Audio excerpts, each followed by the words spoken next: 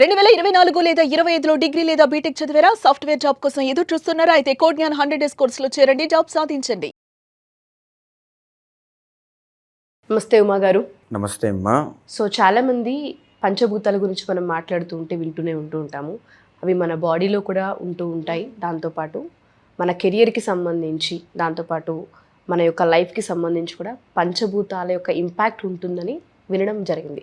ఆధ్యాత్మికంగా మనం చూసుకున్న, స్పిరిచువల్ పరంగా మనం చూసుకున్న పంచభూతాల యొక్క ఇంపాక్ట్ ఒక్కొక్క రాశి పరంగా మనం చూసుకుంటే ఏ విధంగా ఉండే అవకాశం ఉంటుంది అంటారు? తప్పకుండా అమ్మా. అసలు పంచభూతాలకి, రాశులకి, నక్షత్రాలకి, మానవులకి సంబంధం ఏంటి అని చాలామంది అనుకుంటూ ఉంటారండి. ఎప్పుడైనా మన శరీరాన్ని పంచభూతాత్మకమైన శరీరంగానే మనం పిలుస్తామమ్మా. అంటే ఆ పంచభూతాలతోనే మన శరీరం నిర్మాణమై ఉంది. తర్వాత ఏంటి అంటే సృష్టిలో ప్రతి దానికి కూడా, ప్రకృతి ప్రతి దానికి కూడా పంచభూతాల యొక్క ఇంటర్లింక్ కనెక్షన్ కనబడుతూ ఉంటుందండి.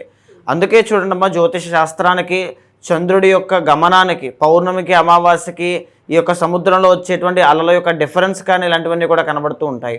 ఈ గ్రహణము కానీ అన్ని ఎవ్రీథింగ్ అన్నీ కూడా ఇంటర్లింక్ అండి. ప్రకృతి, పంచభూతాలు అన్నీ ఇంటర్లింక్ అమ్మ. అదేవిధంగా ప్రతి రాశి వారి మీద కూడా ఈ పంచభూతాల యొక్క ప్రభావితం అనేటువంటిది ఉంటుంది. అదేవిధంగా గ్రహాలకి కూడా ఒక్కొక్క ఆధిపత్యం ఉందండి. ఫర్ ఎగ్జాంపుల్ గురువు యొక్క గ్రహం తీసుకోండి. గురుబలం అంటూ ఉంటాం మనం. గురువు అనేటువంటి ఆయన ఎప్పుడు కూడా ఆకాశతత్వం అండి. ఏలినాటి శని, అష్టమ శని, అర్ధాష్టమ శని అంటూ ఉంటాం. శని అనేటువంటి ఆయన వాయుతత్వం అండి. బుధుడు అంటూ ఉంటాం వ్యాపారకారకుడు. తర్వాత డబ్బుకి, సంపదలకి కారణమైనటువంటి బుధుడు భూమితత్వం అండి. తర్వాత శుక్రుడని పిలుస్తూ ఉంటాం. అంటే లగ్జరీ లైఫ్ కావచ్చు, లేకపోతే మనీ అట్రాక్షన్ కానీ, జన ఆదరణ, వశీకరణ అన్నిటికీ కూడా శుక్రుడు జలము, జలతత్వం, వాటర్ అనమాట. సో అలా ఏంటి అంటే రవి కుజులు అంటే పొలిటికల్, రాజకీయాలు, ఇవన్నిటికీ కూడా అగ్నితత్వం. అవన్నీ ఒక్కొక్క రాశి, ఒక్కొక్క నక్షత్రం కూడా ఒక్కొక్క తత్వంతో ముడిపడి ఉంటుందండి. ఫర్ ఎగ్జాంపుల్ మేషరాశి వాళ్ళు అగ్నితత్వానికి సంబంధించిన వాళ్ళు. అలా ఏంటి అంటే ఒక్కొక్క రాశి వాళ్ళు ఒక్కొక్క తత్వానికి సంబంధించిన వాళ్ళు, ఒక్కొక్క నక్షత్రం వాళ్ళు ఒక్కొక్క తత్వానికి సంబంధించిన వాళ్ళే ఉన్నారు. వారి యొక్క తత్వము లోపించడం వల్ల, ఫర్ ఎగ్జాంపుల్ ఒక మనిషికి ఏలినాటి శని అనేటువంటిది ఉంది అంటే ఆ మనిషి శరీరంలో వాయుతత్వము అనేటువంటిది లోపించడం వల్ల స్టేబిలిటీ కనబడదు. ఏదో ఒక విధంగా వాయుతత్వం ఎక్కడుందండి? 12వ స్థానంలో ఏలినాటి శని అనుకోండి. అంటే డబ్బు విపరీతంగా ఖర్చులు అవ్వడం, డబ్బు నిలబడకపోవడం. అదే జన్మల్లో వాయువు అనేటువంటిది ఎప్పుడు కూడా స్టేబిలిటీ లేకపోవడం. జన్మల్లో ఉన్నారనుకోండి శని, అంటే హెల్త్ మీద అనమాట. హెల్త్ స్టేబుల్గా ఉండదు, డబ్బు అనేటువంటిది నిలబడదు, మాటలు అనవసరంగా అవమానాలు పడాల్సినటువంటి యోగం పడుతుంది. ఇలా అనేక రకాలుగా వాయుతత్వము అంటే నిలకడ లేనటువంటి తత్వంగా శని అనేటువంటి ఆయన ప్రభావితం చేస్తూ ఉంటారమ్మా. నమస్తే ఉమా గారు. నమస్తే అమ్మా. వృశ్చిక రాశి వారికి కనుక మనం చూసుకుంటే పంచభూతాల యొక్క తత్వాలలో మనం ఏ తత్వం ఈ యొక్క రాశికి ఉంటుంది అంటారు? ఎస్పెషల్లీ ఈ రాశి వారికి 2026లో ఏ తత్వం వల్ల ఫ్లక్చువేషన్స్ కానివ్వండి, పాజిటివ్ కానివ్వండి, నెగిటివ్ కానివ్వండి ఇంపాక్ట్ అయ్యే అవకాశం ఉంటుంది అంటారు? తప్పకుండా అండి. వృశ్చిక రాశి అనేటువంటిది కుజుడికి సంబంధించిన రాశి. తర్వాత వృశ్చిక రాశికి అధిపతి జలతత్వం అండి. ఇక్కడ చూడండి, కుజుడు అనేటువంటి ఆయన పవర్ఫుల్ ప్లానెట్ అని మనం చాలా సందర్భాల్లో చెప్పుకున్నాం. కుజుడు అనేటువంటి ఆయన అగ్నితత్వం అని కూడా మనం చెప్పుకున్నామండి. అలాంటి అగ్నితత్వానికి సంబంధించిన అధిపతి అయినటువంటి వృశ్చిక రాశి జలతత్వం ఎందుకయిందండి? ఎందుకు అని అంటే వృశ్చిక రాశి వాళ్ళు బయటకి గంభీరంగా, కోపంగా, ఆ ఇగో ఇలాంటివి ఎక్కువ ఉన్నా మనసు మాత్రం చాలా సున్నితమైనటువంటిది అనమాట. అందుకే అక్కడ చంద్రుడు నీచ స్థితిలో ఉంటారు. దాని వలన కూడా కావచ్చు, వెరీ ఎమోషనల్ అండి. వీళ్ళ జీవితంలో పెయిన్ఫుల్ టీయర్స్ అనేటువంటివి చాలా ఎక్కువగా ఉంటాయి. జలతత్వం కదండి. అంటే బయటకి కనిపించేటువంటి, అంటే బయటకు చూడగానే ఒక యారోగెంట్ లాగా ఒక ఇలా కనబడతారు. బట్ దగ్గరికి వెళ్ళి ఒక 10 నిమిషాలు, ఒక అరగంట, ఒక గంట మాట్లాడగానే ఒక ఇంత మంచి వాళ్ళ మనం చూడగానే ఇలా అనుకున్నామా, ఇలాంటి ఒక భావన పుడుతూ ఉంటుంది అనమాట. ఈవెన్ కొన్ని సందర్భాల్లో వీళ్ళ యొక్క అలవాట్లు కానీ, వ్యసనాలు చూసి కూడా ఇబ్బంది పడుతూ ఉంటాం. బట్ వాటి వెనకాల ఉండేటువంటి పెయిన్ఫుల్ టీయర్స్ మాత్రం ఈ జలతత్వం మాత్రమే ప్రతిబింబిస్తుందమ్మా. అయితే ఈ జలతత్వం ఇంకేం చెప్తుంది అంటే లగ్న అధిపతి, జన్మానికి అధిపతి కాబట్టి చాలా సెన్సిటివ్, చాలా కేరింగ్. ఒక విధంగా చెప్పాలంటే ఒక మొరటి ప్రేమలాగా అనమాట. ఆయన చెప్పింది వినాలి, ఆయన చెప్పింది అనుకోవాలి, వాళ్ళు అనుకున్నదే చెయ్యాలి, ఇలా అన్నమాట. కానీ అది ఓవర్ పొసెసివ్నెస్ కానీ, ఆ ప్రేమ ఎక్కువగా ఉండడం కానీ, దానివల్ల ప్రాబ్లమ్స్ రావడం కానీ ఇలా ఎక్కువ ఉంటాయి. చాలా మంది ఇది కూడా ప్రాబ్లం ఉంటుంది. Over caring, over love, over trust, ఇలాంటి వాటి వల్ల కూడా చాలా ప్రాబ్లమ్స్ వస్తుంటాయండి. అయితే ద ఒరిజినల్ సెకండ్ లార్డ్ వచ్చేసి వీళ్ళకి ధనస్సు అండి, అగ్నితత్వ రాశి. అంటే డబ్బులు విపరీతంగా సంపాదించాలి, నేను ఎలాగైనా ఎదగాలి, బర్నింగ్ డిజైర్ అనమాట, కొత్తది ఇన్వెన్షన్స్, నేను సాధించాలని చెప్పుకోవాలి, అది నా క్రెడిట్ అయి ఉండాలి, నాదే అయి ఉండాలి, ఇలాంటి ఆలోచనలు చాలా ఎక్కువ ఉంటాయండి. ఈవెన్ వీళ్ళకి సంపాదనతో పాటుగా ఖర్చు పెట్టడం కూడా ఇష్టం అండి. ఖర్చు అంటే ఏదో అపాత్రదానంగా తాగడానికో వాటికి వీటికి వాళ్ళకి ఇవ్వడానికి వాటికి అలా కాదమ్మా. అంటే దాన ధర్మాలు చేయడం అనమాట, లేని వాళ్ళకి పెట్టడం, ఆర్ఫనేజెస్ కానీ లేకపోతే సహాయం చేయడం కానీ ఎవరికైనా, ఇలాంటివి మంచి పనుల కోసం డబ్బులు ఖర్చు పెట్టడం అనేటువంటిది ఈ యొక్క అగ్నితత్వ రాశి సెకండ్ హౌస్ అవడం వల్ల వీళ్ళకి కనబడుతూ ఉంటుంది. తర్వాత ద ఒరిజినల్ థర్డ్ లార్డ్ వీళ్ళకి ఏంటి అంటే భూమి తత్వం, మకరం. సో దీనివల్ల వీళ్ళ యొక్క కెరీర్ ఎప్పుడు కూడా స్టేబుల్ కెరీర్ అండి.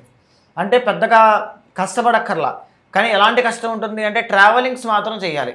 ఫర్ ఎగ్జాంపుల్ డైలీ ఆఫీస్కి వెళ్ళి కొంచెం ఒక 20 కిలోమీటర్స్ ట్రావెల్ చేసి మళ్ళీ రావాలి. ఎందుకు?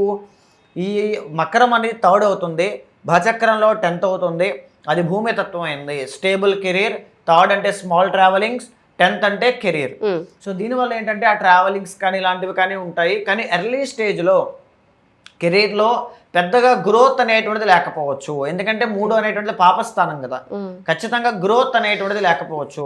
అనేక రకాల కెరీర్స్లో ట్రై చేసి పెద్దగా రిజెక్షన్స్, ఇగ్నోరెన్సెస్ ఎక్కువగా చూసిన తర్వాత మాత్రమే వీళ్ళకి శని అండి, శని కష్టకారకుడు. ఆ కష్టాన్ని స్ట్రగలింగ్స్ని చూసిన తర్వాత మాత్రమే ఆ ఫలితాన్ని ఇచ్చేటువంటి అవకాశాలు ఉంటాయి. తర్వాత చూడండి అమ్మా, 4th లార్డ్ కూడా శని అవుతారు, బట్ 4th అనేది వాయుతత్వం.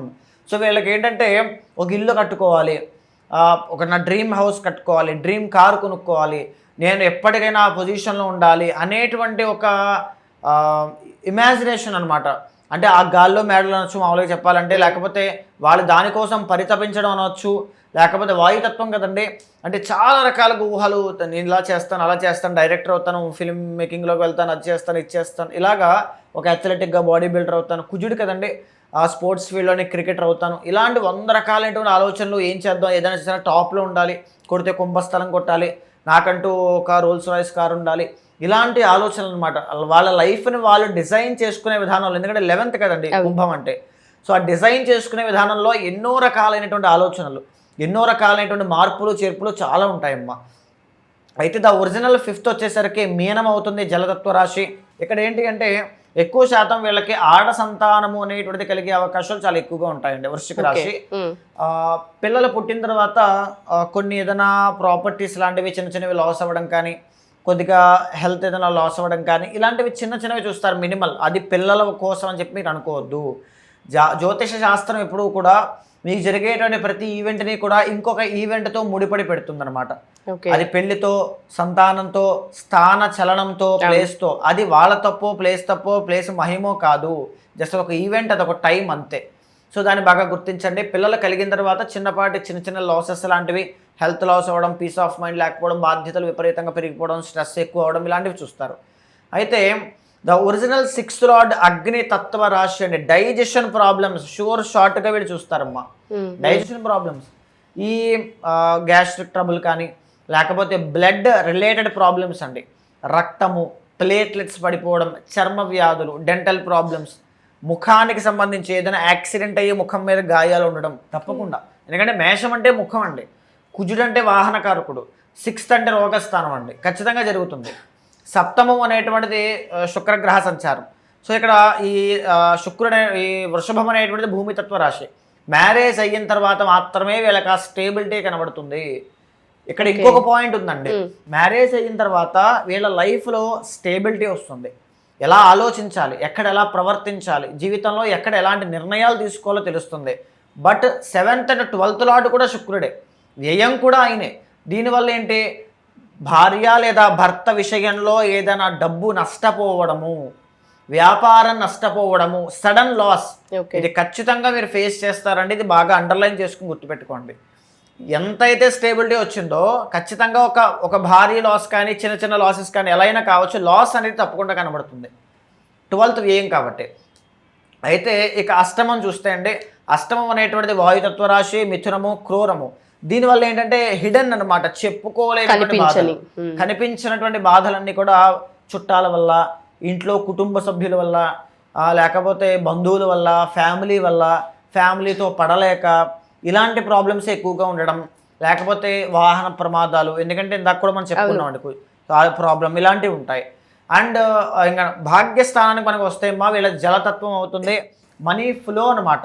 డబ్బులు అనేటువంటివి విపరీతంగా వచ్చే స్కోప్ ఉంటుంది అనమాట వీళ్ళకి. కానీ వీళ్ళు ఆ అవకాశాన్ని అందుకోరు బికాస్ ఆఫ్ అధిపతి కుజుడు యారోగెన్స్ కానీ, ఆ కోపం కానీ, ఆవేశం కానీ, దానివల్ల ఆ అవకాశాన్ని అందుకోలేకపోవడం లాంటివి ఎక్కువగా ఉంటాయి. ఎందుకంటే చంద్రుడు మళ్ళీ 4th అవుతుంది కాబట్టి.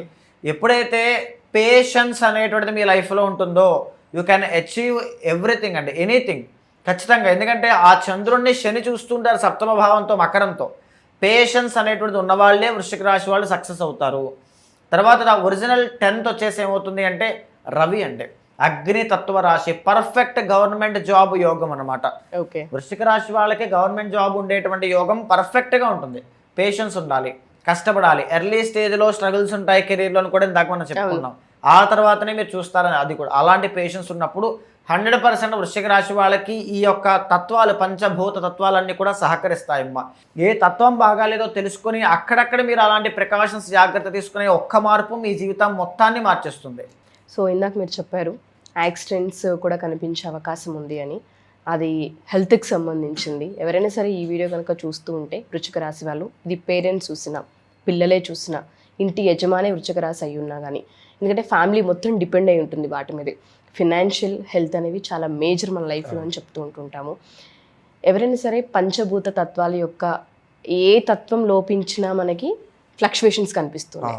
సో వీళ్ళకి హెల్త్కి సంబంధించి చాలా మేజర్ కనిపిస్తుంది. కాబట్టి పంచభూత క్రియ ఏదైతే ఉందో మన దాకా వచ్చి ఈ రాశి వాళ్ళు స్వతహాగా చేయించుకోవాలనుకుంటే మనం చేసే అవకాశం ఉంటుందా ఉమ్మగారు? 100% అండి. మీరు ఎక్కడున్నా సరే తప్పకుండా రండి. పంచభూత క్రియ అనేటువంటిది ఎప్పుడైతే మీరు ఆచరిస్తారో మీ ఆరాలో ఉండేటువంటి మీ కర్మ, పూర్వ జన్మ నుంచి వచ్చినటువంటి కర్మ వల్ల, ఫర్ ఎగ్జాంపుల్ ఒక్కొక్కళ్ళకి పుట్టుకతోనే కొద్దిగా కోపం ఎక్కువగా ఉంటుందండి. ఎందుకండి వాళ్ళు ఎవరు వాళ్ళకి ఇన్ఫ్లుయెన్స్ చేయలేదు. కొంతమందికి పుట్టుకతోనే భయం ఎక్కువగా ఉంటుంది, కొంతమందికి పుట్టుకతోనే చాలా ఎమోషనల్గా ఉంటారు. ఎందుకు? కొన్ని ఇంబ్యాలెన్సెస్ అనమాట. ఆ ఇంబ్యాలెన్సెస్ అనేటువంటి పంచభూత క్రియ వల్ల సార్ట్అవుట్ చేయొచ్చు. అది చేసిన తర్వాత ఏ ప్రాబ్లం అయినా, ఏ మనీ బ్లాకేజ్ కానీ, కెరీర్లో బ్లాకేజ్ కానీ, పీస్ ఆఫ్ మైండ్, సడన్గా ఎందుకో యాంగ్జైటీ వచ్చి నిద్ర పట్టట్లేదండి, మాకు డబ్బులు ఉన్నాయి, హెల్త్ ఉంది, ఫ్యామిలీ ఉన్నారు, అందరూ అన్నీ ఉన్నాయి, బట్ పీస్ ఆఫ్ మైండ్ లేదు, నిద్ర రాదు, తినాలనిపించదు, ఏదో తెలియని భయం, లోపల ఏదో ఆరాటం, ఇలాంటివి కలుగుతుంది. ఎందుకు అంటే ఒక్కొక్క ఆరా ఇంబ్యాలెన్స్ అయినప్పుడు అలాంటివి కలుగుతాయమ్మా. పంచభూత క్రియ అనేటువంటిది చేసిన తర్వాత ఏ ప్రాబ్లం అయినా ఖచ్చితంగా సాల్వ్ అవుతుందండి. ఓకే, థ్యాంక్ యూ ఉమా గారు, థ్యాంక్ యూ సో మచ్. నమస్తే అమ్మా.